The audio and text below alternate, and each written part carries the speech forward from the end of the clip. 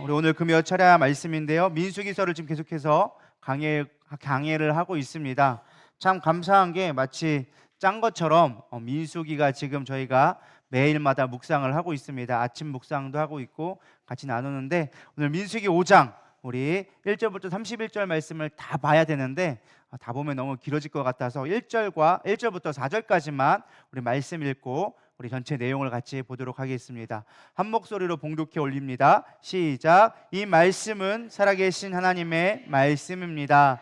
여호와께서 모세에게 말씀하여 이르시되 이스라엘 자손에게 명령하여 모든 나병 환자와 유출증이 있는 자와 죽음으로 부정하게 된 자를 다 진영 밖으로 내보내되 남녀를 막론하고 다 진영 밖으로 내보내어 그들이 진영을 더럽히게 하지 말라. 내가 그 진영 가운데 거하느니라 하시매 이스라엘 자손이 그같이 행하여 그들의 진영 밖으로 내보냈으니 곧 여호와께서 모세에게 이르신 대로 이스라엘 자손이 행하였더라. 아멘. 네, 오늘은 민수기 5장인데요. 아까도 말씀드렸다시피 오늘 본문 말씀이 지난 수요일과 목요일에 우리가 은혜를 나눴던 말씀입니다. 그래서 묵상을 하신 분들은 아마 오늘 말씀을 들으면 이렇게 또 해석되어지는구나, 또 이러한 의미가 있구나, 더 깊은 의미를 깨닫게 될 거라 믿습니다. 물론 못하셨다고 해도 큰 걱정할 것이 없습니다. 제가 자세히 여러분들이 아주 땅을 깊이 팔 정도로 제가 깊이 들어갈 테니까 우리 기대하는 마음으로 같이 말씀을 받기를 소망합니다. 먼저 민수기 오늘 5장 말씀을 보기 위해서 앞에 있는 내용들을 조금 복습하고 가면 여러분들이 좋을 것 같습니다. 민수기 1장부터 10장까지는 이제 시내산에서 가나안 땅을 출발하기 전에 준비하는 과정들을 그려주고 있습니다. 그래서 1장에 보면 뭐가 나왔죠? 20세 이상의 전쟁에 참여할 자를 뽑아라. 근데 그들을 뽑기 위해서 먼저 각 지파의 리더들을 뽑기 시작합니다. 리더를 뽑고 그 다음에 각 지파별로 인원수를 계수하게 되어지죠. 또 두 번째 2장에서는 이제 행군을 할 수 있도록 진영을 짜라. 군대에서 쉽게 말하면 진영을 나기 시작한 거죠. 어느 지파. 그래서 동서남북 4개로 3개의 지파씩 해서 12지파를 나눕니다. 이거는 요셉의 출생이 아니라 그들의 중요성, 그들의 가치를 가지고 하나님이 축복한 대로 우두머리 지파를 세워서 각 4지파에서 4방면으로 12지파를 배치하게 되어지죠. 진영이 다 짜고 나니까 이제 뭐를 해야 돼요? 이스라엘은 항상 무슨 중심이에요? 하나님 중심. 그래서 성막을 지을 때 성막을 어떠면 관리할 수 있는 레위 지파를 따로 구별하게 되어집니다. 그래서 레위 지파는 원래 하나님이 선택한 지파가 아니었죠. 원래는 장자가 하나님의 내 것이다라고 취했는데 이 이스라엘 백성들이 반역을 일으키니까 안 될 것 같아서 하나님께서 특별히 레위 지파, 그 하나님 앞에 온전히 순종한 자를 기뻐 여기셔서 레위 지파가 장자의 값을 대신해라. 그래서 레위 지파로 하여금 그 지파, 그 성막을 돌보도록 하고 그 나머지 각 수에서 계수에서 모자란 거는 생명세로 대신하여져서 레위 지파를, 그 장자의 몫을 더해라라고 하면서 레위 지파로 하게 되어지죠.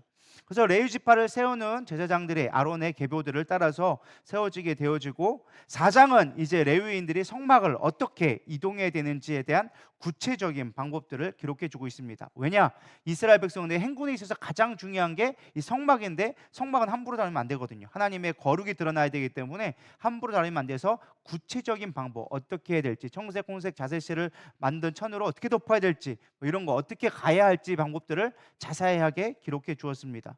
그리고 5장에 나오는데 이제 성막을 중심으로 가장 중요한 정결을 이야기하기 시작합니다. 너희들이 광야 생활할 때 가장 중요한 게 정결이다라고 얘기하죠.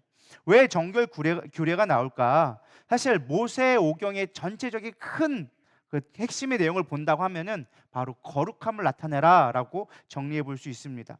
하나님의 구원은요, 이스라엘 백성을 출애굽해서 가나안 땅에 들어가는 것이 목적이 아니었습니다. 물론 그것도 중요한 과정 중에 성경에 기록된 큰 흐름이지만 궁극적인 목적이 무엇이었느냐? 우리는 이걸 좀 잘 생각해 봐야 합니다. 그것을 이해하고 민수기를 봐야 민수기가 무엇을 얘기하는지, 특별히 5장, 6장 이렇게 뒤에 나오는 정결 예식들이 왜 중요하게 여겨지는지를 살펴볼 수가 있는 것입니다. 우리 출애굽기 15장 5절부터 6절 말씀 다 같이 읽어보겠습니다. 시작. 내게 속하여나니 너희가 내 말을 잘 듣고 내 언약을 지키면 너희는 모든 민족 중에서 내 소유가 되겠고 너희가 내게 대하여 제사장 나라가 되며 거룩한 백성이 되리라. 너는 이 말을 이스라엘 자손에게 전할지니라. 자, 여기에 중요한 목적이 나옵니다. 하나님이 이스라엘 백성을 출애굽시킨 목적이 뭐예요? 제사장 나라를 삼겠다. 원래 열방은 다 나에게 속한 것인데 이들이 나를 떠났다. 그러나 이제 내가 너희를 제사장 나라 세워서 너희로 하여금 열방이 나에게 돌아올 수 있도록 하는, 쉽게 말하면 장자의 직분을 너에게 주겠다라고 하나님께서 말씀해 주신 거죠. 근데 그 제사장 나라가 되기 위해서 가장 꼭 필요한 것이 무엇이냐? 거룩한 백성이 되어줘야 된다. 왜? 거룩함이 뭐니까? 하나님이 함께하기 위한 가장 기본적인 조건이 뭐다? 거룩함이기 때문에. 내가 거룩하니 너희도 거룩하라. 그렇게 너희들이 거룩한 백성이 되어져서 제사장의 나라의 사명을 감당하도록 하는 것이 내가 너희를 부른 목적이다. 너희들이 힘들고 고난받고 뭐 종으로 살았으니까 힘드니까 자 좀 자유를 줄게, 너희들이 좋은 땅 가서 살아라, 이런 의미가 아니다라는 것입니다. 하나님의 소유로서 거룩한 제사장의 나라 만드는 것, 할렐루야. 이것이 오늘날 우리에게도 동일하게 주어진 말씀을 여러분 믿으시기 바랍니다. 베드로전서 2장 9절에 보면 그러나 너희는 택하신 족속이요 왕 같은 제사장들이요 거룩한 나라요 그의 소유된 백성이니 이는 너희를 어두운 데서 불러내어 그의 기이한 빛으로 들어가게 하시니에 아름다운 덕을 선포하게 하려 하심이니라. 동일한 말씀을 해주고 계시는 거예요. 너희들의 아름다운 하나님의 덕, 하나님의 거룩한 백성으로서 하나님의 거룩함을 드러내려고 너희를 세웠다라고 이야기해 주는 것이죠. 오늘날 우리도 마찬가지입니다. 구원받았다고 천국 가는 게 우리의 목표가 되면 안 된다라는 것입니다. 많은 분들이 이 땅에서 잘 먹고 잘 사는 것이 교회 다니는 목적이 될 때가 있습니다. 하나님은 그것을 원하지 않으셨어요. 하나님이 원하시는 건 너희로 하여금 제사장 나라가 되어라. 우리의 사명은 뭐예요? 믿지 않는 자로 하여금 우리의 거룩함, 하나님의 함께함으로 말미암아 거룩함을 드러내라라는 것입니다. 그것이 성경에 어디에 나와 있느냐? 계속적으로 보여주고 있어요. 첫 번째 그 증거가 무엇이냐? 하나님은 약속의 땅을 젖과 꿀이 흐르는 땅이라고 비유해주고 있습니다. 우리는 젖과 꿀이 흐르는 땅 하면은 어떤 생각이 드십니까?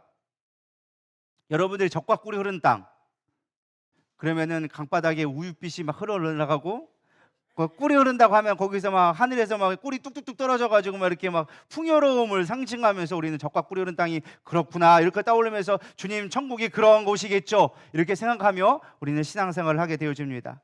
물론 표면적으로는 그렇게 이해되는 것이 당연하지만 성경의 표현에서 젖과 꿀은 좀 다른 의미를 갖고 있습니다. 성경적인 관점에서 땅을 일반적으로 네 가지 의미로 표현해 줍니다. 첫 번째는 사막이 나와요. 진짜 모래바닥으로 된 사막이 있고, 또 하나 성경에서 가장 많이 등장하는 광야가 있습니다. 여기는 모래바닥은 아닌데 돌바닥인데 풀 몇 포기만 자라는, 거의 먹을 것이 잘 없는 그것을 광야라고 얘기합니다. 그리고 우리가 잘 알고 있는 옥토밭, 밭이 나와요. 이 밭은 무엇이냐?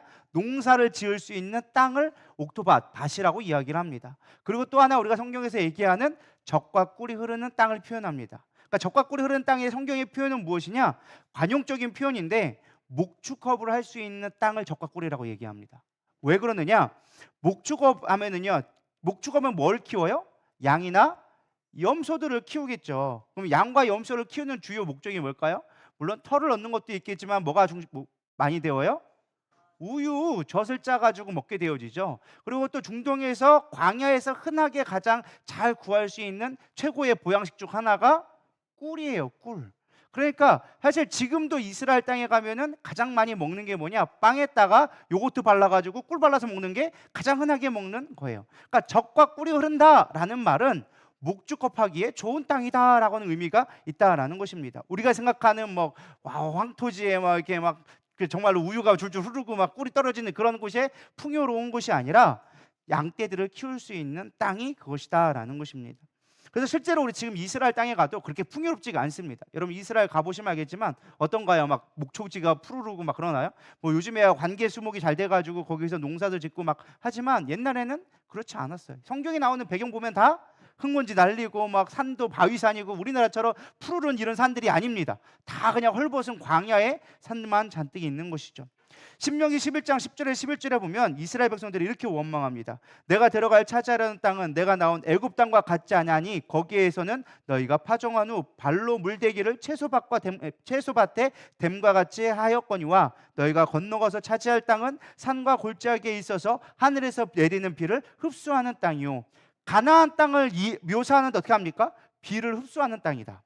실제로 지금도 이스라엘 땅에 가면은 와디라 그래가지고 그게 강이라고 표현하는데 이게 우기 때만 잠깐 생기는 강 같은 거예요. 그러니까 여기에 다 밑에가 바위니까 물이 오면은 낮은 데로 막 모여요. 그럼 순식간에 강이 만들어지는데 또 순식간에 사라져.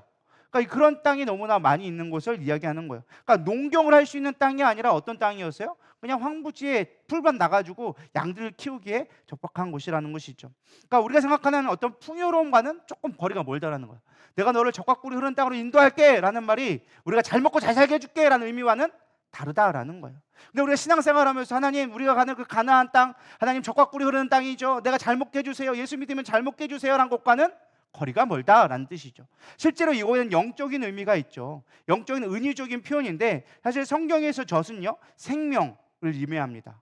특별히 생명과 어떠한 사람들이 먹고 자랄 수 있는 생명의 가장 기본적인 근원이 되는 것을 얘기하죠. 그래서 젖은 바울이 이렇게 비유를 합니다. 신령한 젖을 사모하라. 이 젖은 하나님의 말씀으로 비유되어지는 거예요. 그러니까 너희들이 생명을 주는 말씀. 예수님도 그랬잖아요.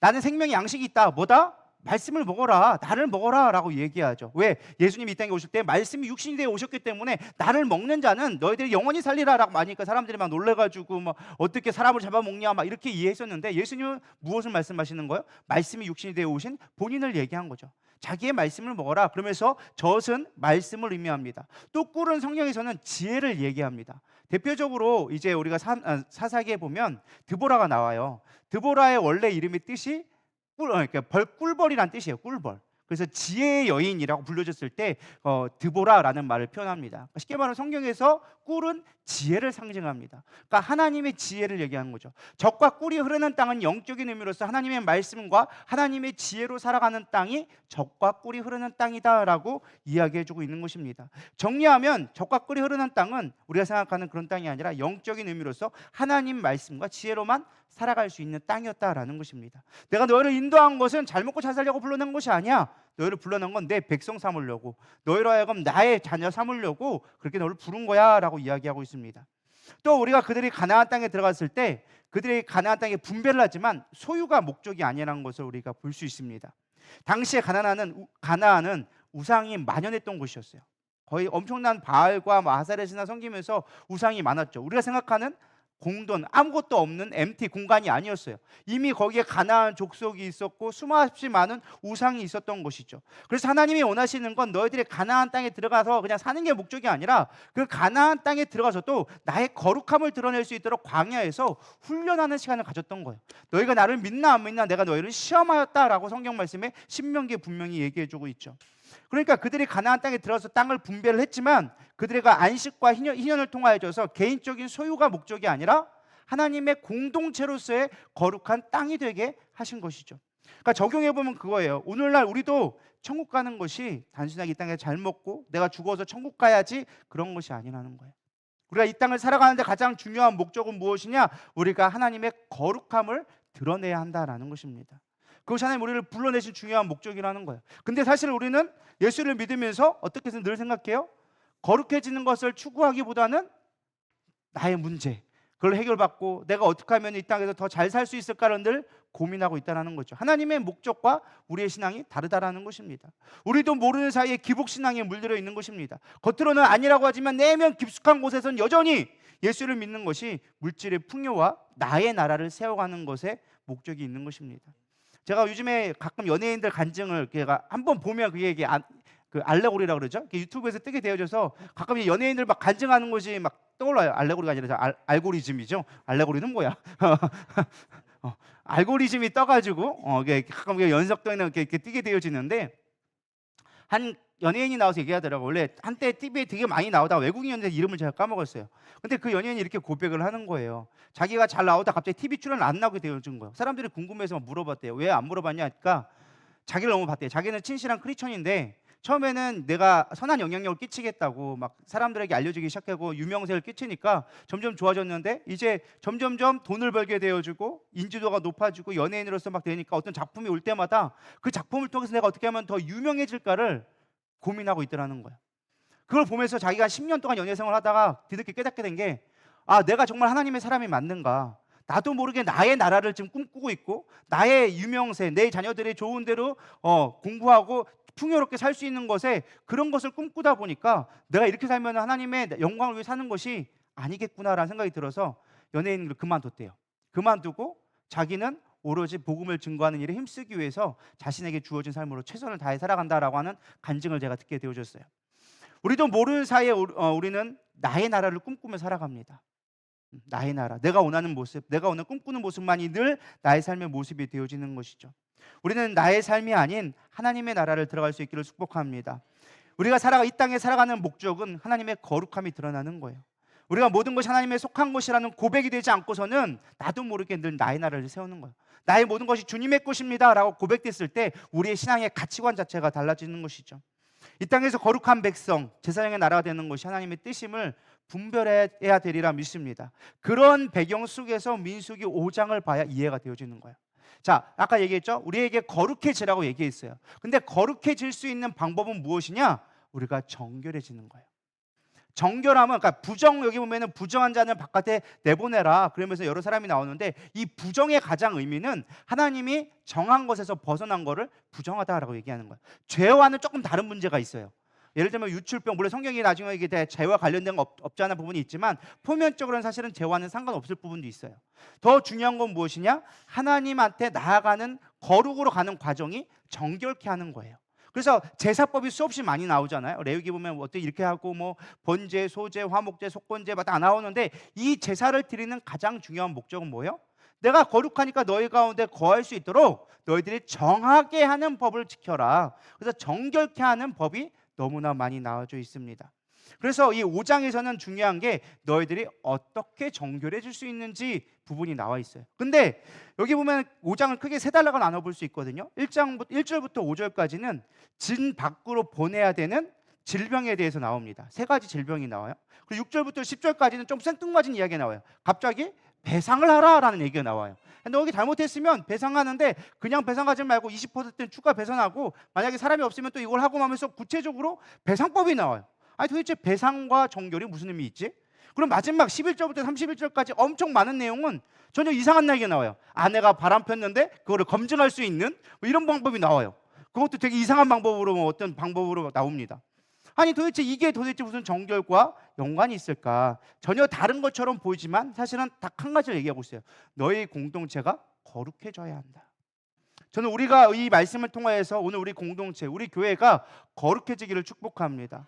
이 거룩이 하나님이 보시기에 가장 중요한 거고, 우리를 불러주신 구원의 가장 궁극적인 목적과 연결되어진다라는 것입니다. 이제 좀 구체적으로 좀 살펴보도록 할 텐데요. 첫 번째, 구별을 통한 정결을 해라라고 이야기합니다. 아까 나왔죠? 세 가지 병이 나와요. 나병 환자가 나오고, 유출병 환자가 나오고, 시체를 만지는 거에 대한 세 가지 규례가 나옵니다. 첫 번째, 나병 환자에 대해 좀 살펴보도록 하겠습니다. 나병 환자는 사실 피부병이에요. 피부병. 당시에는 피부병의 한 일환으로 받게 됐죠. 근데 물론 이게 오늘날에는 이제 한센병이라고 해가지고 이제 썩어가는 신경성의 병으로 알겠지만, 당시에는 피부병의 일환으로서 표면에 살이 썩어 들어가는 것들을 보게 되어졌습니다. 사실 이것도 단순한 질병의 의미보다는요, 영적인 의미를 좀 많이 갖고 있습니다. 첫 번째, 이 나병 환자가 갖고 있는 의미는 무엇이냐? 하나님이 주신 은혜를 잃어버렸을 때 나병 환자가 주로 나타나게 되어집니다. 예를 들면 이겁니다. 하나님이 최초의 인간을 창조하셨죠. 그리고 인간이 범죄하자 하나님이 그들에게 만들어 주신 것이 뭐예요? 뭘 만들어 줬을까요? 아담과 하와에게? 딩동댕, 정답입니다. 가죽옷을 만들어 주셨습니다. 원래는 무화과 나무를 가렸지만 하나님은 그걸 불쌍히 여기셔서 가죽옷을 집어줬어요. 그러니까 동물을 희생해서 그 가죽을 벗겼죠. 근데 이 가죽과 이 피부가 사실 같은 의미예요. 이 히브리에서는 같은 말을 표현했어요. 가죽이나 피부나, 사실은 동물 가죽이나 우리 가죽이나 뭐 도찐 개찐이죠. 어쨌든 이 가죽이란 말을 똑같은 말을 표현합니다. 그러니까 쉽게 말하면 나병 환자를 걸렸다라는 말을 표현했을 때 너희들이 피부가 썩었다라는 말은 하나님의 은혜가 잃게 되어졌다라는 영적인 의미를 갖고 있는 것이죠. 또한 나병의 상징들은요, 교만할 때 나오는 하나님이 주신 질병으로, 하늘로부터 오는 질병으로 당시에 고대 사회는 이해가 됐습니다. 사실 나병 환자는요, 실제로 병이 진행되는 동안 자기가 인지하지를 못합니다. 이게 표면에 나타날 때는 이미 온몸에 퍼져서 끝난 거예요. 실제 지금까지도 나병 환자를 거의 못 고치죠. 고칠 수 있는 병이 없어서 실제로 어떤 대진 치료를 해서 피부에 대한 어떤 염증 치료는 하지만 이 병 자체를 아직까지는 완치하지 못했다고 합니다. 그만큼 이게 신경이 죽어서 살이 썩은 것도 모를 정도로 썩어가는 병이 나병 환자인 것이죠. 그러니까 우리도 교만도 마찬가지예요. 교만은요, 나의 영혼을 죽이는 나병 환자와 같다. 그래서 우리의 영혼을 썩어들게 만드는 게 이 나병 환자입니다. 실제로 이 성경에 보면은 몇몇 인물들이 교만하여져 가지고 나병 환자를 걸리는 것을 보게 되어집니다. 대표적인 한 여인이 나옵니다. 미리암이라는 한 여인이 나와요. 미리암은요, 사실은 미리암은 모세의 누나로서 많은 역할을 했습니다. 처음에 모세가 태어났을 때, 죽게 되었을 때 나일강에 떠보내는 가운데, 물론 우리 요기벳이 떠내보냈지만 사실 그걸 총체적으로 다 관리한 건 누구였어요? 미리암이 쫓아가면서 가가지고 숨겨져 있다가 일부러 거기에 애굽의 공주가 오니까 거기다 흘려보내가지고 기다리고 있다가 공주가 그걸 보고서는 어이없벽이니까 쪼르륵 달려가가지고 유모가 필요하지 않냐고 막 이렇게 하면서 꼬셔가지고 자기 엄마 요게벳을 붙여가지고 유모에게 젖먹이 유모를 붙여가지고 히브리인으로 양육할 수 있도록, 자기 아들을 온전히 양육할 수 있도록 만들어준 게 미리암이 있죠. 실제로 나중에 모세가 돌아왔을 때도 중추적인 역할을 했던 게 미리암이었어요. 왜? 그때는 이미 어머니가 늙었고 그 어머니 역할을 거의 감당했던 역할을 했던 게 미리암이었습니다. 그러니까 사실 모세에게 있어서 미리암은 너무나 중요한 인물이었습니다. 그런데 사실 이 모세가 어느 날 좀 중요한 실수를 해요. 구스 여인을 보고 반해가지고 첩을 들이게 되어집니다. 근데 사실 누나로서 어머니의 역할을 감당했다면 뭐라고 할 수 있죠. 야, 유대인들과 결혼을 해야지. 네가 갔다가 그 구스 여인, 쉽게 말하면 이방 여자 했다고 젊은 여자를 취하면 네가 체면이 되겠느냐, 막 이러면서 화가 내면서 모세에게 반역을 하게 되어집니다. 근데 참 놀라운 거는요, 하나님이 미리암을, 모세를 혼내키는 것이 아니라 미리암을 혼내키기 시작하는 거예요. 야, 내가 세운 자인데 왜 네가 하냐? 네가 그렇게 실수했다 할지라도 내가 허용하고 내가 심판자야지 네가 왜 심판자가 되어져 가지고 모세에게 권위를 도전하느냐? 그러면서 교만했다고 내리신 벌이 바로 나병 환자였어요. 사실 이 나병은요, 하나님 앞에 영적인 교만을 할 때, 하나님을 대적하는 표현했을 때 나병 환자를 주게 되어집니다. 두 번째 인물은 또 요시야 왕이 있죠. 어린 나이에 징계했습니다. 성전을 수리하다가 율법을 발견하면서 종교 개혁을 이루게 되어지죠. 우상을 척결하고 성전을 정화하는 등 하나님이 기쁘신 일들을 하게 되어져요. 하나님이 너무 기뻐해서 축복해 주시는데 나중에 교만해졌습니다.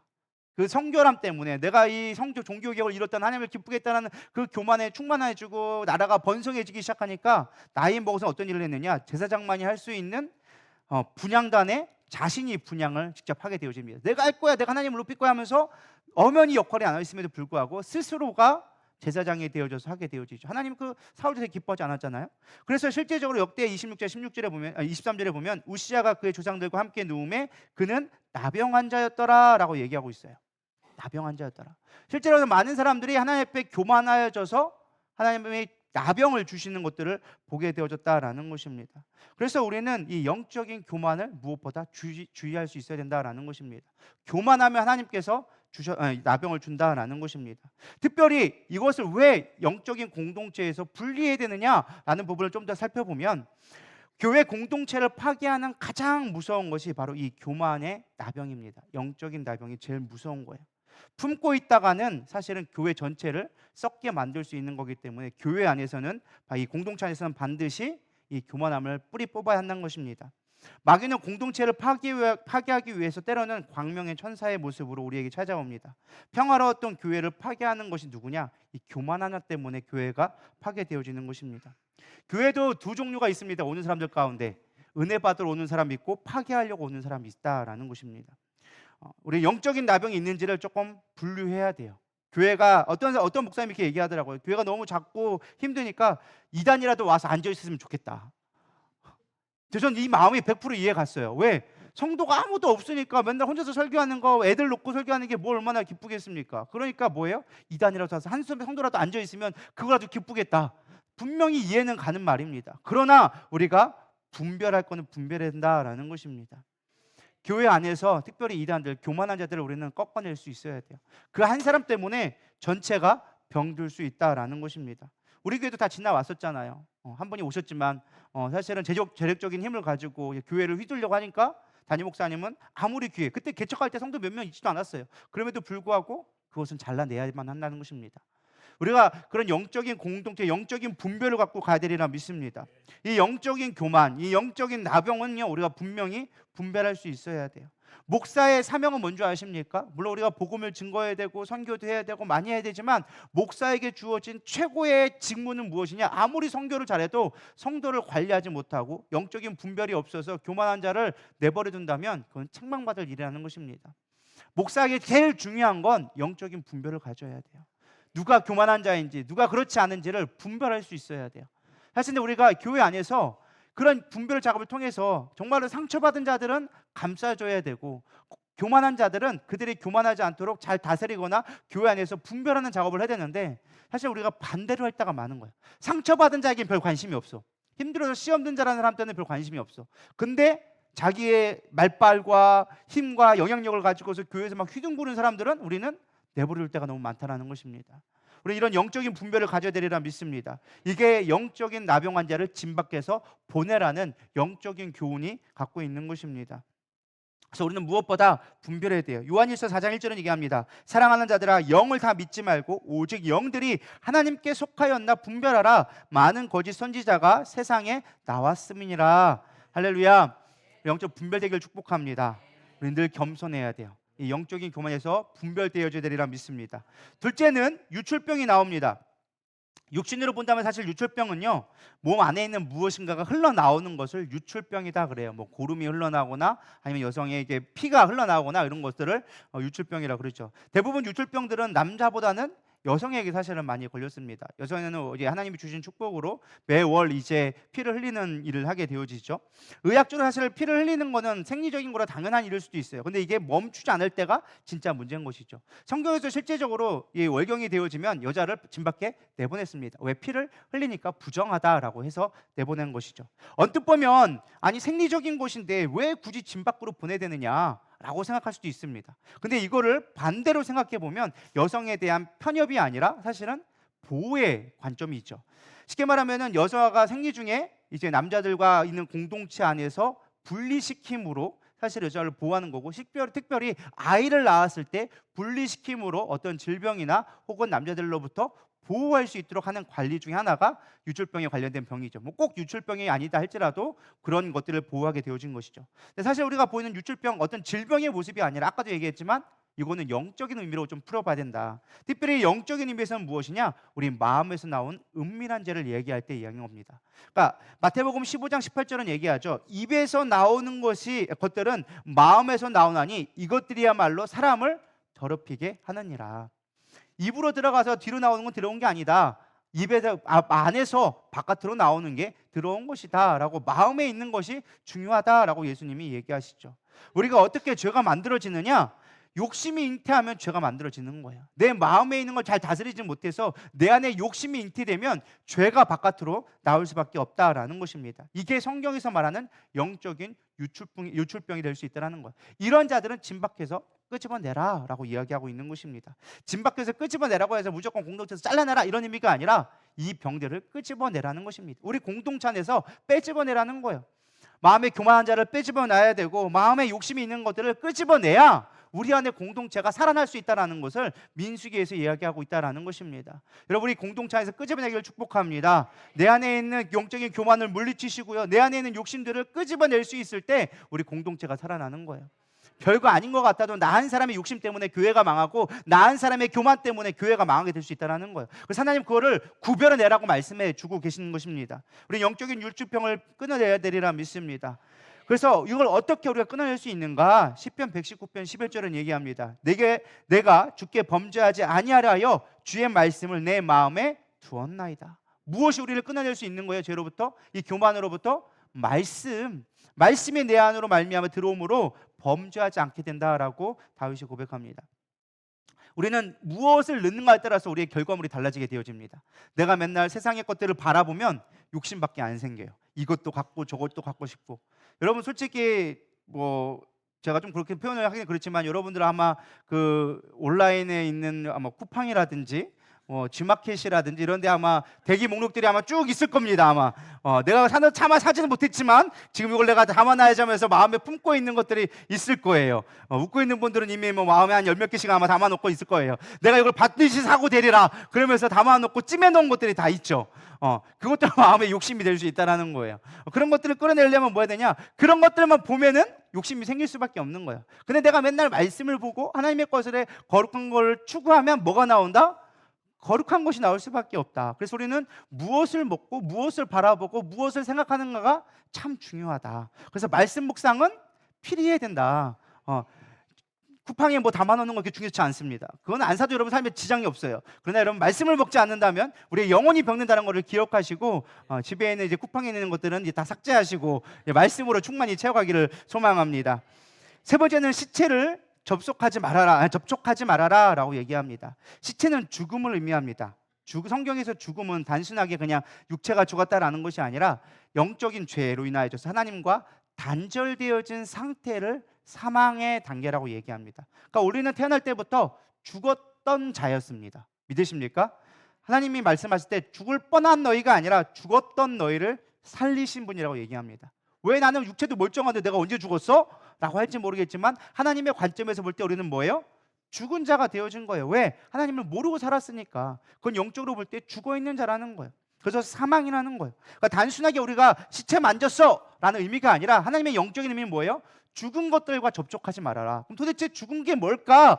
가만히 생각해 보면 한 가지가 있습니다. 쉽게 떠오르는 것이 바로 우상이 떠오른다라는 것입니다. 시편 115편 5절에 보면 우상에 대한 모습을 묘사해 주고 있습니다. 근데 여러분 이 말씀을 볼 때 시체를 생각하면서 한번 읽어보시길 바랍니다. 시체를 생각하면서 한번 읽어보겠습니다. 시작. 입이 있어도 말하지 못하며 눈이 있어도 보지 못하며 귀가 있어도 듣지 못하며 혀가 있어도 냄새 맡지 못하며 손이 있어도 만지지 못하며 발이 있어도 걷지 못하며 목구멍이 있어도 작은 소리조차 내지 못하느니라. 자, 시체하고 맞아요, 안 맞아요? 똑같아요. 내게 이걸 뭐라고 얘기하고 있어요? 우상을 얘기해 주고 있는 거예요. 시편 115 우상은 이런 존재다라고 얘기해 주는데 우리 딱 반대 생각해 보면 시체하고 똑같은 거예요. 그러니까 우상은 시체예요. 실제로 우상은 어떤 것이냐? 죽은 자를 섬기는 것, 죽음을 섬기는 것이 사실 우상이에요. 당시 고대의 우상들은요, 죽게 하는 거, 그 다음에 죽은 신을 숭배하는 것을 우상이라고 얘기하고 있어요. 실제로 애굽의 수많은 신들은 다 죽음의 신들이에요. 믿으십니까? 여러분 우상들이 봤을 때 살아있는 신은 아무도 안 나와요. 다 귀신들이지. 죽지 않고는 여러분들 우상이 될 수가 없습니다. 거의 죽은 것들이 대부분 우상인 거예요. 그러니까 우리가 뭐라는 거예요? 우상 숭배를 하지 마라. 영적인 죽음은 죽음을 가까이 하지 말라는 건 우상 숭배를 하지 말라는 것과 연결되어지는 것입니다. 우리가 우상하면 꼭 생각하는 게 뭐 지하대장군, 천하대장군 이것만 있는 것이 아니라 영적인 우상들을 우리는 주의해야 된다는 것입니다. 이게 오늘날에는 세상 속에 너무나 많이 우상들이 있는 것입니다. 예수님 제자들에게 이렇게 말씀하십니다. 요한복음 17장 15, 16절에 보면 내가 비옵는 것은 그들이 세상에서 데려가시기를 위함이 아니오 다만 악에 빠지지 않게 보존하기 위함이니이다. 내가 세상에 속하지 아니함 같이 그들도 세상에 속하지 아니하였사옵나이다 라고 얘기해주고 있어요. 이게 예수님이 마지막에 하나님의 아버지를 향하여서 제자들을 향하여서 마지막 기도라고 알려진 대제사장적 기도인데 거기에 뭐라고 있느냐? 내가 세상에 속하지 않은 것처럼 이들도 하나님 앞에 세상에 속하지 않게 하여 주시옵소서라고 기록해주고 있다라는 것입니다. 우리는 세상의 문화를 교회 안에 끌고 들어오면 안 되는 것입니다. 우상의 모습을 우리 안에 끌고 들어와서는 안 된다라는 거예요. 공동체 안에 나도 모르게 우상 숭배가 얼마나 많이 있습니까? 여러분 없는 것 같죠? 교회 다니면서 점 보는 사람이 얼마나 많게요. 뭐 점 본다고 해서 꼭 무당에만 찾아갈 것 같아요? 핸드폰으로 점 치는 사람 얼마나 많은데요. 오늘 사주 보면서 신문 보면서 닭띠에 81년도 뭐가 있나 이런 거 보고 있고 이거 다 뭐예요? 점 치는 거예요. 오늘의 인생이 어떻겠거니 오늘의 운세가 어떻겠거니 그것도 다 뭐다? 우상을 섬기는 거예요. 쉽게 말하면 시체를 접한 게 되어진 거예요. 썩어질 것들, 아무 말도 못하는 것들에 대해서 우리는 그것을 접촉하며 그것을 섬기고 있다는 것입니다. 우리는 이런 것들을 끊어낼 수 있어야 된다는 것입니다. 그래야 하나님이 우리 공동체 안에 임하겠다라는 거예요. 정결의 가장 중요한 건 뭐예요? 거룩이고 거룩의 가장 중요한 목적은 내가 너희 가운데 함께 하겠다라는 거예요. 우리가 거룩하지 못하면 정결하지 못하면 하나님이 함께 할 수가 없다라는 거예요. 믿으십니까? 그러니까 우리 가운데 공동체가 하나님이 역사하는 공동체, 하나님의 살아계신 공동체가 되려면 정결해야 돼요. 이런 것들로부터 우리가 구별해낼 수 있어야 된다는 것입니다. 시체로부터 벗어나야 될 수 있어야 되고 우상 숭배를 벗어나야 되고 교만으로부터 벗어나고 내 마음에 있는 죄악된 것들로부터 끄집어낼 수 있을 때 그걸 우리 공동체에서 끄집어낼 때 하나님이 임재하신다라는 거예요. 이게 바로 구별에 대한 정결이에요. 구별하면 오늘 정결. 여러분 이렇게 되기를 축복합니다. 두 번째는 배상을 통한 정결이에요. 쉽게 말하면 대속의 의미인데 사실 갑자기 생뚱맞게 나와요. 야 갑자기 막 하나님이 정결하게 하라 하다 갑자기 야 누가에게 손해 끼친 거 있으면 너를 잘 갚아줘라. 그것도 그냥 갚지 말고 20%나 추가해서 5분의 1을 갚아줘라. 막 얘기한단 말이에요. 도대체 이게 정결이랑 무슨 상관이 있느냐? 중요한 의미가 있습니다. 사실 여기 보면은 중요한 원리를 갖게 되죠. 이 사람의 예를 들어서 제가 소라한테 빚졌어요. 소라한테 빚을 줬는데 소라한테 갚으려고 했더니 얘가 딴 데로 이민을 가버렸네. 그냥 갚을 수 있어요? 못 갚아요? 못 갚아요. 그러면은 이 소라에게 갚을 수 있는 형제나 부모 친척에 가까운 자에게 갚아야 돼. 그럼 제가 누구한테 갚아야 돼요? 근모한테 갚아야 되는 거예요. 형제니까 가까우니까 근모한테 돈을 갚아줘야 돼요. 근데 중요한 게 근모도 같이 가버렸네. 같이 이민을 가버렸네. 그럼 제가 누구 물을 사람을 찾아봤는데 없어. 그럼 어떻게 될까요? 제사장한테 가가지고 그거를 갚기 시작하는 거예요. 이거를 당신의 선한 목적으로 하나님의 나라를 위하여 줘서 이웃들을 위하여서 써주시옵소서. 굳이 이거를 갚으라고 하는 거예요. 그러니까 하나님이 마치 일수를 뜯듯이 니들 죄 진 거 있으면 꼭 갚아라. 그리고 그거에 이자에 이자까지 갚아라라고 얘기하는 거예요. 하나님 치사하게 그냥 갔으면 되지 뭘 이미 보지도 못한 사람까지 받아내려고 하십니까? 라고 하지만 하나님 관점에는 그게 아니에요. 너희들이 맺힌 것이 있으면 그걸로 인하여서 올무가 되어줘서 예를 들어 돈을 갚았는데 소라가 욕하는 거예요. 어쩔 수 없이 이민을 갔는데 이 목사가 내 돈 띄어먹어서 안 갚았다고. 미국에 이민 가서 또 욕할까요 안 할까요? 한다라는 거예요. 그럼 그것이 뭐예요? 나한테 올무가 되어진다는 거예요. 그것 때문에 하나님의 역사가 일어날 수가 없다라는 거예요. 우리 영적인 원리를 알아야 우리 삶 가운데 풀리는 역사가 있는 거예요. 근데 이 영적인 원리를 모르니까 안 되는 거예요. 우리는 죄 가운데 두 가지 모습이 있습니다. 이 죄가 두 가지 있는데 하나는 대신죄가 있고 하나는 대인죄가 있어요. 이게 대신과 대인이 말 좀 어려우니까 하나님 앞에 대한 죄가 있고 사람한테 대한 죄가 있어. 근데 솔직한 얘기로 하나님 앞에 대한 죄는 그나마 좀 쉬워요. 왜? 일단 하나님이 안 보이거든. 그러니까 조금 덜 불편해. 그리고 하나님의 속성상 하나님은 오래 참으시고 자비하시고 사랑의 하나님이기 때문에 하나님께서 약속을 주셨거든. 너희가 자백하면 미쁘게 여기사 용서해 주신다고 약속해 주셨어. 그러니까 우리가 거짓말만 안 치고 삑만 안 튀면 하나님이 웬만한 거 다 용서해 주신대. 그러니까 하나님한테 죄 짓는 거는 솔직하게 엄청나게 큰 죄지만 우리가 크게 부담되진 않아. 솔직한 얘기로. 뭐, 동의가 되시나요? 좀 동의가 되면 아멘이라고 동의를 해주시든지. 그러니까 이게 하나님한테 대한 건 엄청 큰 죄처럼 느껴지지만 사실은 그렇게 무겁지는 않아. 그냥 하나님 용서해 주세요. 나 같은 죄인 살려주신 거 주님의 은혜입니다 하면은 웬만하면 넘어가. 근데 문제는 사람과의 관계인 거예요. 이게 사람은 하나님이 아니거든. 하나님은 사랑의 하나님으로 웬만하면 용서해 주는데 사람은 사랑의 하나님, 사랑의 존재가 아니기 때문에 웬만하면 용서가 잘 안 돼. 그러니까 하나님이 원하시는 건 무엇이냐?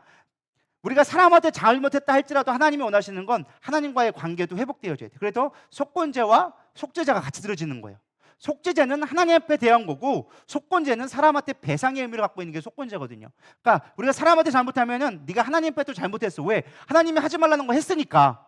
하나님 앞에 잘못한 하나님 용서해 주세요 하고 속죄죄를 드려야 되고 사람한테 잘못한 거는 속건죄, 그거에 대한 피해 보상을 반드시 해주라는 거예요. 그걸로 인하여서 맺힌 바가 되지 않아야 한다라는 것입니다. 그래서 주기도문을 보면 참 재밌어요. 우리가 우리에게 죄 지은 자를 사하여 준 것 같이 우리의 죄를 사하여 주옵시고. 성경의 원리를 잘 알아야 돼요. 우리가 사람한테 용서가 풀려져야 하나님도 우리를 용서해 줄 수 있다는 거예요. 이게 참 중요한 거예요. 그래서 우리가 마태복음 5장 23절, 24절에 보면 이렇게 나와져 있어요. 그러므로 예물을 제단에 드리려다가 거기서 내 형제에게 원망 들을 만한 일이 생각나거든 예물을 제단 앞에 두고 먼저 가서 형제와 화목하고 후에 와서 예물을 드리라. 중요한 게 뭐예요? 야, 나한테 용서받는 거는 내가 언제든 해줄게. 근데 사람한테 가는 거는 때가 있으니까. 왜? 나중에 용서를 빌고 싶은데 용서받을 못할 수도 있다라는 거예요. 예를 들어서 아까도 계속 소리가 뵀지만 제가 김봉 목사님한테 큰 죄를 지었어. 근데 내가 그걸 미루다가 갑자기 김봉 목사님 훅 돌아가셨네? 그럼 제가 용서를 빌 수 있어 없어요? 기회조차가 없으니까 빨리 하고 오라는 거예요. 기회가 있을 때 해라. 그동안 용서받을 수 있는 기회조차를 잊어버리게 되어지니까 안 되니까 빨리 하고 오라고 이야기하는 거예요. 이게 풀려야 영적인 것들이 풀려진다. 이게 하나님이 임할 수 있는 중요한 관리라는 거예요. 이게 맺혀짐으로 말미암아 하나님이 임하고 싶어도, 그러니까 정결의 목적은 뭐다?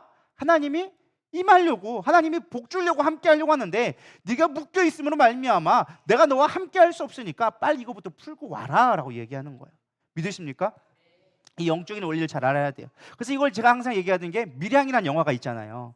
여러분 아시죠? 전도연이 있는데 어느 날 이제 살다가 힘들어가지고 남편과 헤어져가지고 이제 애 하나 놓고서는 이제 밀양이라는 도시로 가가지고, 이중적인 의미죠. 그래서 밀양, 그늘진 곳, 그래서 양지가 없는 숨겨진 곳에서 밀양이라는 곳에 가가지고 섬게 되어집니다. 근데 거기서 유괴범이 와가지고 아들을 홀라당 잡아갔다가 죽여버려요. 근데 그것을 나중에 발견하게 되어지고 형사가 잡아가지고 이 유괴범을, 살인범을 감방에 가두고 남게 되어집니다. 근데 홀로 남겨지니까 너무나 죄책감이 미안한 거예요. 그래서 막 슬퍼하는 가운데 어느 날 교회에서 찬양이 들려오면서 그 앞에 있는 사람들이 이끌고 가게 됩니다. 우리 교회 한번 와주세요. 그러면서 자기를 막 회개하게 되어지는 거예요. 내가 못 지켰지 해서 회개를 막 구하다 보니까 내가 그거 하지 못한 거를 하나님이 용서해 줬다라는 마음이 들기 시작하는 거예요. 그러면서 교회에서 성가대도 하고 봉사도 하면서 막 기도하다가 큰 결심을 하게 되어집니다. 원수를 사랑해라, 원수를 용서하라, 이 말을 듣고 그래, 내가 그 살인자를 용서해야지, 정말 큰 마음을 먹고 가게 되어져요. 여러분, 쉬운 일이 아니거든요. 내 자식을 죽였는데 그걸 용서해 준다는 건 진짜 이거 엄청난 은혜 아니면 불가능한 일이에요. 그래서 교도소를 방문해 갑니다. 딱 갔는데 만났어요. 사람한테 너무나 평안한 모습으로 나와 앉아 있는 거예요. 쭉 앉아가지고 이렇게 하고 앉아가지고 안 찾는 거예요. 그래서 사실은 내가 여기 온 게 너를 용서해 주러 왔다라고 얘기하니까 이 사람이 이미 얘기하는 거예요. 난 이미 용서 받았다고. 그 말에 한 방에 빵 간 거예요. 아니, 내가 용서를 하셨는데 무슨 용서를 받아? 이미 하나님께서 날 용서해 주셨다고. 내 모든 죄가 사해 줬다고. 그러니까 전도연이 확 돌아버렸죠. 아니, 나는 안 해줬는데 무슨 하나님이 내가 하기도 전에 어떻게 용서를 받았냐고. 그러면서 이제 온 상을 뒤엎으면서 교회를 뒤엎고 막 하나님 안 계신다 막 하면서 나중에 이제 그 그늘진 그 구석에 햇빛이 비쳐가면서 끝나는 영화가 밀양이라는 영화예요. 사실 이 영화는 기독교를 비판하는 것 같지만은 중요한 메시지를 우리에게 던져주고 있는 거예요. 우리가 형제와 화합하지 아니하면 하나님과의 관계도 맺히게 된다라는 영적인 교훈을 주고 있다라는 것이죠. 근데 우리는 이 원리를 모르니까 하나님이 임재할 수 있는 그 통로를 우리 스스로가 막아버릴 수 있다라는 거예요. 그래서 용서가 가장 큰 능력이다. 내가 용서를 구할 수 있는 게 큰 능력이라는 거예요. 할렐루야. 그래서 주님 앞에 우리는 기도해야 돼요. 내게 혹여라도 누군가에게 상처 주었다면 하나님, 내가 용서할 수 있는 힘을 주세요. 내가 상처를 받았거나 내가 상처를 주는 일을 했다면 그들에게 용서를 구할 수 있는 용기를 주세요 라고 우리는 기도할 수 있어야 된다라는 것입니다. 그래서 이것들이 풀릴 때 우리 안에 정결하게 되어지는 거예요. 그래서 이것도 우리가 하나님이 임재할 수 있는 중요한 정결 예식 중에 하나다. 이제 세 번째는 순결에 대한 정결입니다. 순결에 대한 정결. 근데 사실 이 말씀은 조금 애매해요. 어떻게 보면은 사실 의심의 문제죠. 남편이 이제 아내를 의심했을 때 제사장에 가서 하는 방법인데 심정은 있는데 물증이 없는 거예요. 그럴 때 사실을 해볼 수 있는 것이죠. 여기서 우리는 두 가지 질문을 생각하게 되어집니다. 좀 불공평하다고 생각하시는 게 첫 번째는 순결 확인법이 왜 이 타이밍에 나와야 했을까? 아니, 정결 예식을 하는데 갑자기 왜 순결에게 갑자기 아내가 바람핀 거를 검증하는 그게 필요한가? 그리고 또 여기 또 중요한 건 뭐예요? 왜 남자는 안 하고 여자만 하는 거야? 뭐 이런 생각이 드는 구절이 있죠. 아니, 여자만 무슨 맨날 뭐 하나 이렇게 남녀 차별을 조장하는 게 아닌가? 막 이런 생각이 들죠. 근데 사실은 언뜻 보면 그런데 자세히 보면 이게 하나님이 여자를 얼마나 사랑하는지 모르겠습니다. 잘 보면요, 사실 당시에 여자는 사람 취급을 받지 못했던 문화 속에 살았습니다. 여자는 재산이에요, 재산. 인격이 아니라 재산. 근데 남편이 나쁜 마음을 먹고 아내를 버리고 싶은 마음이 있는 거야. 이거 아내가 있는데 결혼했는데 맨날 밥만 퉁대고 별 아내 노릇도 못하고 맘에 시큰다가 버려버리고 싶은데 그거를 공식적으로 버리기가 어려운 거야. 그러면 버리려면 중요한 방식이 뭐냐? 아내가 바람 폈다라고 하면은 묻지도 따지도 않고 버려도 아무도 그걸 책망할 수가 없어요. 그러니까 당시 사회에 과부로 산다라는 것은 개보다도 못한 삶이야, 속된 말로.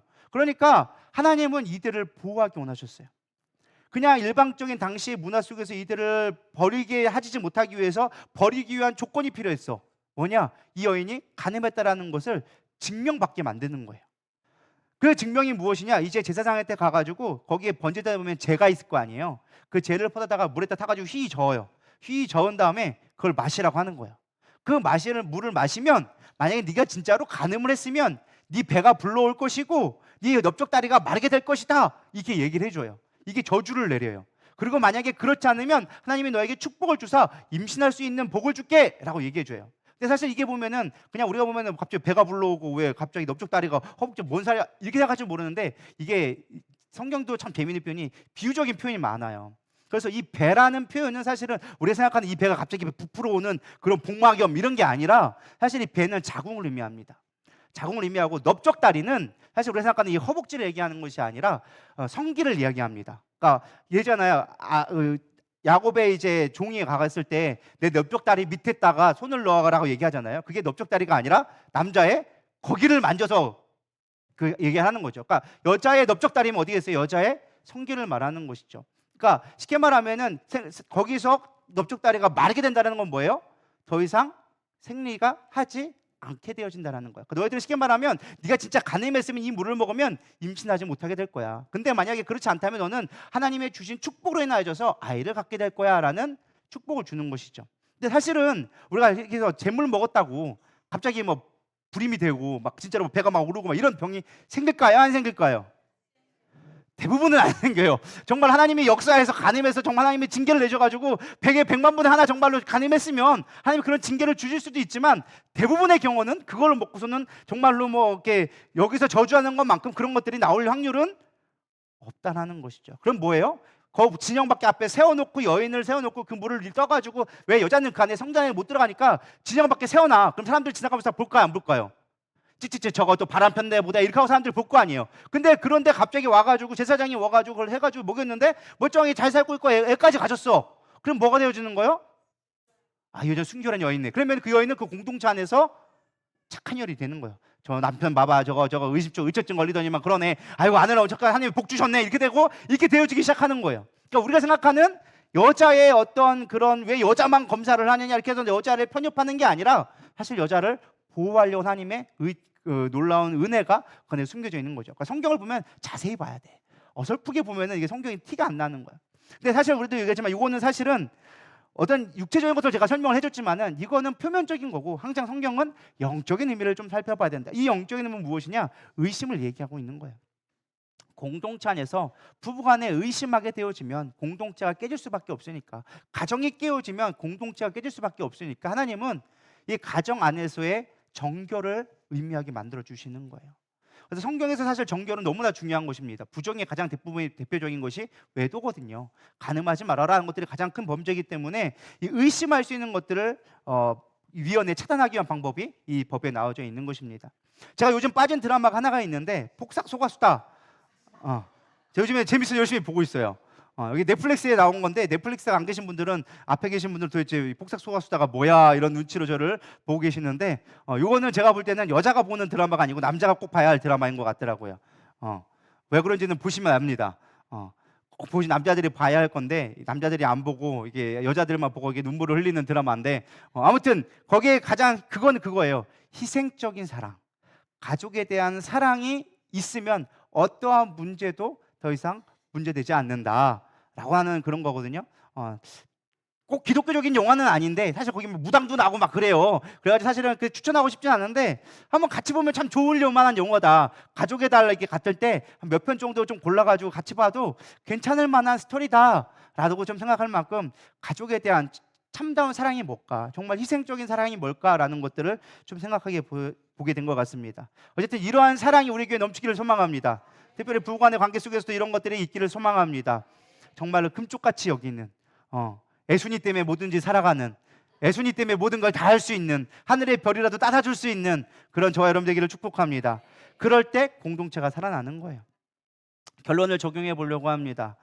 사실 오늘 본문 말씀에 가장 중요한 건 공동체의 거룩을 회복하라는 거예요. 세 가지 정결에 대해서 얘기했어요. 공동체 안에 있는 구별되어져야 할 것들, 우리 공동체 안에서 끄집어내야 되는 영적인 질병들을 끄집어낼 수 있어요. 나병, 내 안에 있는 교만들 끄집어내야 돼요. 내 안에 있는 유출병들, 내 안에 있는 거짓된 썩어질 것들에 대한 내 안으로부터 나오는 마음에서 오는 죄악들을 끄집어내야 돼요. 시체와 접촉한 것, 내 안에 있는 우상들을 끄집어낼 수 있어야 돼요. 내 자녀, 내 남편, 물질, 수없이 많은 우상들이 우리 안에 있어요. 그거를 공동체 안에서 끄집어낼 수 있을 때 비로소 하나님이 임재하기 시작하는 거예요. 거룩이 하나님의 목적이에요. 우리가 구원받은 가장 중요한 목적은 거룩해지기 위해서라는 거예요. 내가 이 땅에서 잘 먹고 잘 사는 가나안 땅에 들어가는 풍요와 그런 삶이 아니라 하나님의 거룩함을 드러내라. 내가 너희와 함께 있음을 열방 가운데 보여줘라. 그러려면 내가 너희 가운데 거해야 되는데 거하기 위한 가장 중요한 조건, 정결해라 라고 하는 것입니다. 두 번째는 바로 그것이었어요. 우리 가운데 사람과의 관계, 우리 안에서 또 얼마나 많은 갈등들이 일어납니까? 사실 교회를 파괴하는 건 이단들이 아니에요. 우리 안에 있는 갈등 때문에 사실 교회가 파괴되어져요. 우리가 무너지는 가장 큰 문제는요, 서로가 서로에 대해 용서하지 못하고 이해하지 못하기 때문에 공동체가 파괴되어지는 거예요. 하나님은 공동체 안에서 서로 가운데 최선을 다해서 갚아줘라. 미움받을 짓 하지 말고 마사칠 했다면 그걸 철저히 갚아주고 하나님과 나의 관계만큼 더 중요한 것이 사람과의 관계다라는 것을 가르쳐주고 있어요. 마지막 세 번째는 서로 간에 의심하지 말아라. 부부간에 정결해라. 우리가 성적으로 무릇보다 거룩해라. 그럴 때 너희가 가운데 하나님과 함께 할 수 있다라는 거예요. 저는 이 공동체의 걸어보면서 한 가지 목표에 다다랐습니다. 한 가지 결론이 무엇이냐? 오늘날 사회가 너무나 개인주의가 됐어요. 신앙생활도 다 개인주의로 신앙생활을 하려고 하는 거예요. 나만 괜찮으면 돼. 근데 그렇지가 않다는 거예요. 우리가 공동체 의식을 가질 수 있기를 축복합니다. 나의 죄 때문에 교회가 하나님의 역사하지 않을 수 있다니까요. 아무리 목사님이 열심히 기도하고 아무리 사역자들이 헌신하고 아무리 직분자들이 열심히 뛰어도 성도 그 중에 몇몇이 부정함으로 말미암아 하나님이 역사하지 않을 수 있다는 거예요. 교회는 개개인의 역사가 아니라는 거예요. 공동체로 하나님은 교회를 주셨지 개인만 구원하려고 하나님이 교회를 주신 게 아니다라는 것입니다. 성경에 보면 여호수아 7장에 보면 아간의 범죄가 나옵니다. 여리고성을 정복했습니다. 정말 이스라엘 백성으로 할 수 없는 놀라운 성과를 이루게 되어지죠. 근데 그 뒤에 있는 작은 아이성, 정말로 보기도 별거 아니라고 여기전. 야, 우리가 여리고성을 이겼는데 이 아이성 못 이기겠어? 그 여리고성을 건국했는데 완전히 대패를 하게 되어집니다. 그들은 기도했습니다. 하나님, 도대체 우리가 뭐가 문제일까요? 야, 너희 가운데 죄가 있다. 뭔 죄가 있는데요? 아간이라는 자가 하나님 분명히 명령하셨습니다. 야, 여기 이 여리고성은 내가 첫 열매로 내가 온전히 취할 테니 나에게 첫 열매로 드려라. 그 다음부터 너희들이 갖게 해줄 테니까 이 여리고성만큼은 나에게 온전히 드려라. 첫 열매다, 내 것이다 라고 얘기했어요. 근데 아간이 거기서 몰래 전리품을 자기 입마에 포켓했어요. 옷 몇 벌하고 금 몇 개, 얼마 크지도 않아, 작아, 별거 아니었어. 물론 뭐 가격을 따져보면 뭐 몇 천만 원 된다고 하더라고요. 그냥 몇 천만 원, 십상 생각해보세요. 한 도시를 멸망시켰는데 몇 천만 원 그 입마 포켓한다고 얼마나 큰 죄겠습니까? 근데 하나님은 그걸 기쁘게 여기지 않았어요. 이스라엘 백성을 공동체 가운데 완전히 쓸어버렸어요. 어마어마한 피해를 입게 하셨다는 거예요. 왜요? 한 사람의 잘못 때문에 그 공동체가 전체를 책임지는 거예요. 군대 가면 이런 게 꼭 있더라고요. 제가 훈련병 때 가면은 누가 하나 꼭 잘못하잖아요. 그러면은 딱 교관이 와서 딱 하는 말이 그거예요. 전체 엎드려. 그러면은 그냥 뭐 하다 말고 갑자기 다 엎드려야 돼. 왜? 뭔데? 그러면은 제가 옆에 있는 내가 신발끈 제대로 안 묶었어. 제대로 안 닦았어. 아씨, 저거 왜 안 닦아? 막 이런단 말이에요. 아니, 쟤 때문에 내가 왜 고난받아야 되냐고. 근데 그게 공동체라는 거예요. 우린 저 사람 이해 안 돼. 근데 그게 이해가 돼야지 같이 살 수 있는 거예요. 왜? 그 전쟁 가운데 저 사람 한 사람 때문에 내가 죽을 수 있기 때문에, 나 하나 때문에 전체가 죽을 수 있으니까 공동체를 살리는 거예요. 근데 우리는 영적인 원리를 몰라요. 우리 가운데 이 공동체성을 잊어버리면 나 하나 죄 짓는 거 별거 아니라 생각하지만 그것 때문에 우리 교회 전체가 영적으로 죽을 수 있다는 거예요. 예를 들어서 제가 바람을 폈어요. 뭐 제가 그냥 평신도로 생각해 볼게요. 근데 바람을 폈어요. 근데 아무도 몰라. 나는 모르겠지, 아무도 모르겠지 하고 있지만 하나님 기뻐하지 않는 거예요. 그 교회 가운데 역사할 수 없어요. 왜? 그 교회는 나 한 사람이 일어나져서 부정해졌기 때문에. 믿으십니까? 여러분, 이 옷이 있어요. 비싼 옷이 있어요. 근데 여 뒤에 보이지 않는 이 구석에 먹물이 떨어졌네? 그럼 이 옷은 깨끗한 옷일까요? 이 옷은 더러워진 옷이에요. 보이지 않는다고 해서 안 더러운 게 아니에요. 이미 더러워진 옷이 되어졌다는 거예요. 우리 공동체는 마찬가지예요. 각각이 지체지만 그 중에 한 사람의 죄악으로 말미암아 온 몸이 더러워지게 되어지는 거예요. 한 사람이 병들었어요. 여러분, 몸의 가운데 예를 들어서 장에 대장암이 생겼어. 예를 들어서 그러면 대장암 더러운 거 감당하니까 뭐 너는 좀 들어줘도 돼, 너는 안 걸려도 돼, 너는 아파도 돼. 놔둘 수 있어요? 그 암 때문에 몸 전체가 죽는 거예요. 우리 한 사람의 죄악 때문에 온 공동체가 죽어갈 수 있다는 거예요. 그러니까 우리는 나의 문제, 개인의 문제가 아니라 이게 공동체로서의 위기감을 가질 수 있어야 된다는 거예요. 하나님은 왜 진 밖으로 내보내라, 왜 이렇게 해결해라 얘기하느냐? 공동체를 살리기 위해서. 너희들이 가나안 땅에 들어가면 수없이 많이 죄악이 들어올 거고 부정함이 너희들 가운데 들어올 건데, 너희들이 지금부터 단련되어져 있지 않으면, 지금부터 구별되지 않으면 너희들은 세상에 함몰되어진다. 나의 거룩한 나라가 될 수가 없다. 거룩한 제사장이 될 수가 없어. 그러니 너희들 깨어서 구별해라. 할렐루야. 우리 이 땅에 살아가는데 가장 중요한 게 그거예요. 하나님, 내가 거룩한 백성으로 살아가게 하여 주시옵소서. 성경에 보면 고린도 교회가 나옵니다. 고린도서 5장 1절에 보면 이런 말이 나옵니다. 너희 중에 심지어 음행이 있다함을 들으니 그런 음행은 이방인 중에서도 없는 것이라. 누가 그 아비의 아내를 취하였다 하는도다. 고린도 교회를 세웠어요. 정말 바울이 큰맘 먹고 힘든 가운데 고린도 가가지고 교회를 세웠어요. 근데 교회가 막 거기 나라가 막 도시가 막 부흥하니까 막 그 교회들 금방금방 성장하는 거예요. 막 쑥쑥쑥 돈이 있으니까 막 하니까 사람들도 많이 모이고. 근데 그 도시가 워낙에 타락한 도시. 그러니까 창녀라고 불리는 게 고린티안이라고 하는 게 이 고린도에서 나오는 거예요. 그만큼 했는데 안 좋은 소식이 들기 시킨 거예요. 야, 교회 안에서 근친상간이 일어났대. 자기 어머니를 했대. 물론 이게 친엄마는 아니겠죠. 스텝맘, 쉽게 말하면 계모겠죠. 근데 그럼에도 불구하고 계모와 들러보는 근친상간이 되어진 거예요. 그러니까 바울이 듣고 화가 난 거죠. 야, 어떻게 부모와 이렇게 근친상간을 하면 하나님의 죄를 범하는데도 불구하고 교회가 잠잠하느냐. 교회가 그를 책망하지 않고 내쫓지도 않고 있다는 건 그 사람의 개인의 문제가 아니라 교회의 문제다. 왜 죄악을 보고도 죄로 여기지 않고 그것을 타협하고 있느냐. 바울이 책망하는 모습이 나옵니다. 오늘날 우리도 그렇게 하고 있지는 않습니까? 죄에 대해서 용인하고 아우 저 사람 문제 괜히 건드려봐야 속 시끄러워지니까 그냥 모른 척. 야, 누가 바람 폈대. 야, 누가 그냥 사기쳤대. 근데도 우리는 말하지 않아. 왜요? 서로 불편해지니까.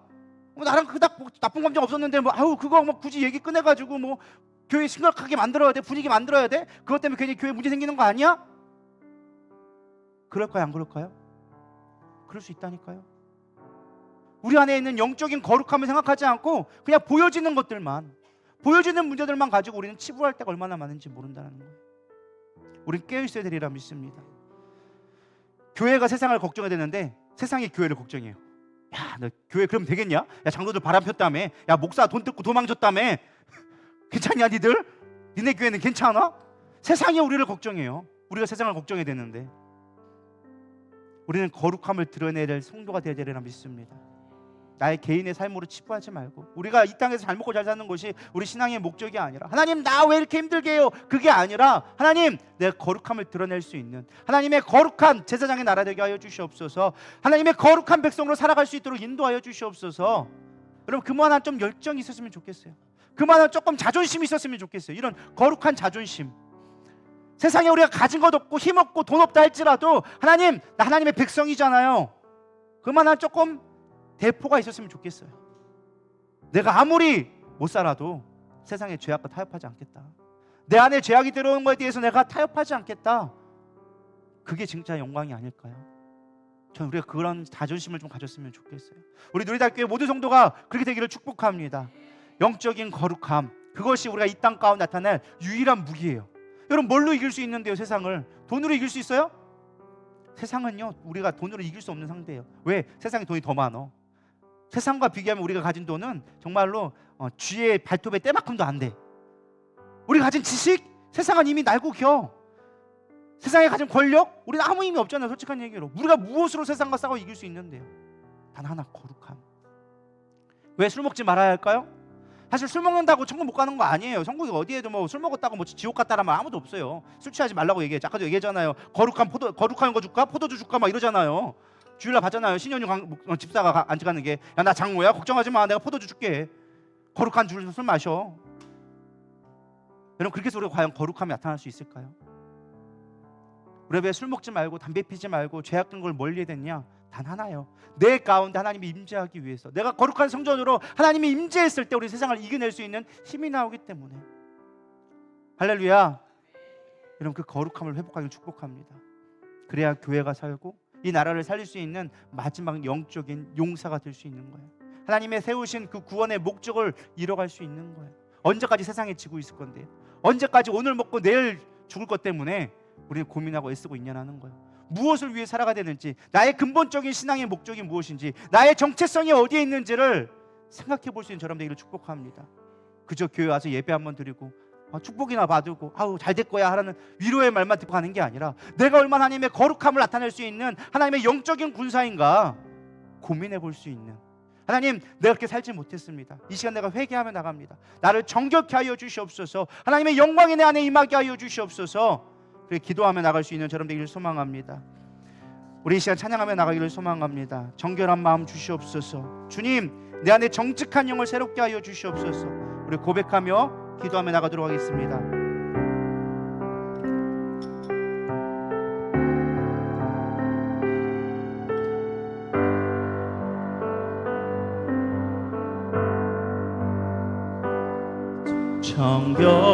정결한 마음 주시옵소서.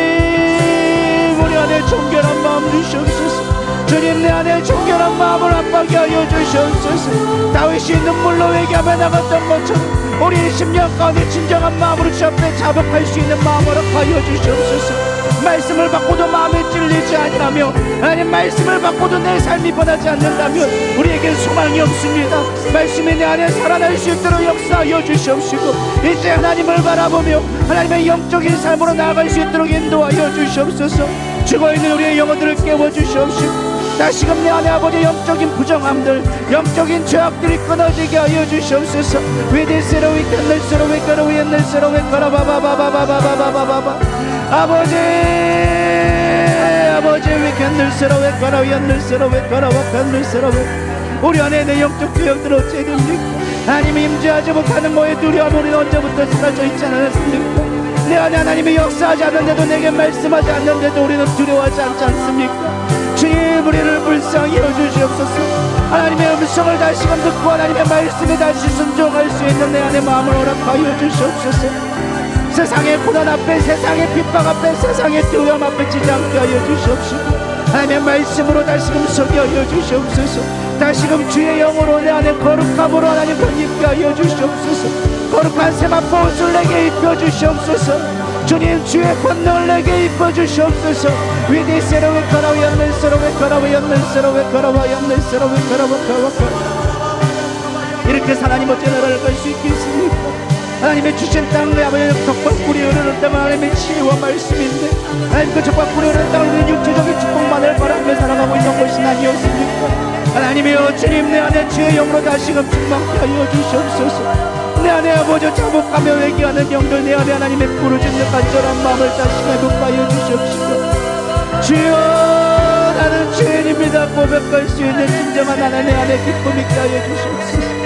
내 안에 진정한 자유함을 누리게 하여 주시옵시고 하나님을 향해 부르짖을 수 있는 마음 하나님을 향한 내 마음을 찢고 날펴 나갈 수 있는 진실한 마음이 내 안에 회복되게 하여 주시옵소서.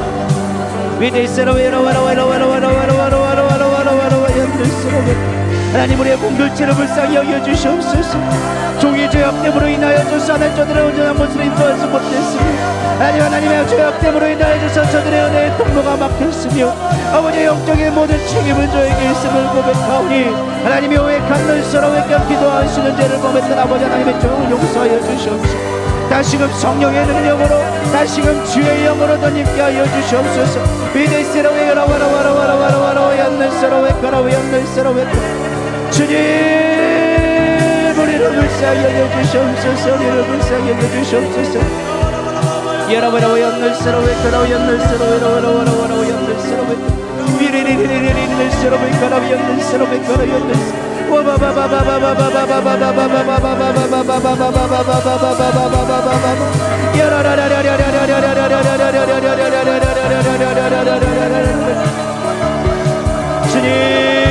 주님 이곳에 임하여 주시옵소서. 저들의 심령 가운데 갈망한 마음을 허락하여 주시옵소서. 하나님의 능력이 아니고선 하나님의 권세가 아니고는 저들을 바꿀 수가 없네. 우리가 이 세상을 변화시킬 수 있는 능력이 없나이다. 주님 믿다와라 연늘스러워 미리리리리리리리 임하여 주시옵소서. 임하여 주시옵소서. 임하여 주시옵소서. 우리를 불쌍히 여겨 주시옵소서. 우리를 구원하여 주시옵소서. 미디사야라 연늘스러워 가라 야라 연늘스러워 가라 연늘스러워 가라 연늘스러워 위리리리 늘스러워 가라 연늘스러워 가라 바바바바 위리리리 늘스러워 가라 연늘스러워 가라 연늘스러워 가라 연늘스러워 가라 연늘스러워. 이 시간 다시 한번 기도할 때 하나님 이제 4월달 다음 주면 또 미스바 기도회가 일어납니다. 하나님 이 시대가 너무 악합니다. 혼돈 속에 살아가며 정치의 음모과 하나님 경제의 위기 세상은 점점점 전쟁의 불 속으로 뛰어들어가고 있습니다. 하나님 마지막 때 우리가 무엇으로 이 세상을 이길 수 있겠습니까? 하나님 기도밖에 없습니다. 다시금 기도가 회복되게 하여 주시옵소서. 이 미스바 기도회가 세상이 볼 때는 미약하고 아무것도 아닌 것들 할지라도 하나님 보시기에 가장 귀한 축복의 통로가 되기를 소망합니다. 우리 성도들이 일어나게 하여 주시옵시고 지역을 살릴 수 있는 기도회 되게 하여 주시옵시고 세상을 살리는 건 정치인도 아니요 권세자도 아니요 오직 기도하는 자로 말미암아 이 땅이 구원받을 줄 믿습니다. 우리가 그 길을 감당하게 하여 주시옵소서. 힘들고 지치고 피곤하고 때로는 아무도 무익해 보이지만 그러나 이 길을 끝까지 갈 수 있도록 힘 주시옵시고 하나님 지역에 소문내어져서 많은 기도하는 자들이 모이게 하여 주시옵시고 마지막 시대에 쓰임만 우리 모두 되게 하여 주시옵소서. 특별히 담임 목사님 붙들어 주시옵시고 영적인 강구나무로 더하여 주셔서 영적인 분별을 가지고 꼭 들어야 할 말씀들 우리의 꼭 해야 될 영적인 하나님의 능력들에 나타날 수 있도록 인도하여 주시옵소서. 정말 예수님이 나타났던 그 영적인 사역이 일어남으로 말미암아 많은 영혼들이 하나님 앞에 나올 수 있도록 주님 역사하여 주시옵시고 마지막 때가 정말 악합니다. 그러기에 더 큰 권세가 필요합니다. 주님 부어주시옵소서. 우리 고백하면서 미스바 기도를 위하여 줘서 우리 기도하며 나가도록 하겠습니다. 주여 한번 부르고 기도합니다. 주여 하나님 함께하여 주시옵소서. 이번에 4월의 미스바가 있습니다. 벌써 6개 차입니다. 하나님 때로 우리가 미련해 보이고 연약해 보이지만 하나님 이제는 그런 하나님 능력을 있게 하여 주시옵시고 하나님 연들스러 왜거라 연들스러 왜거라 연들스러 왜거라 연들스러 왜거라 연들스가 유리리리리리리리리리리 늘스러 왜거라 연들스러 왜거라 연들스러 왜거 유리리리 늘스러 왜거 하나님 목소리 붙들어 주시옵시고 영적인 아버지 영적인 임하게 하여 주시옵소서. 마지막 시대에 기도하는 자들이 있게 되어 주시옵시고 우리가 마지막에 용사로서 서게 하여 주시옵소서. 위드리스카레 인들스러 왜거라 연들스러 왜거라 연들스러 왜거라 바라바라바라커 유리리리 늘스러 왜거라 연들스러 왜거라 바바바바바 이러저게 하여 주시고 봉사하는 자들과 섬기는 자들 찬양을 인도하는 자들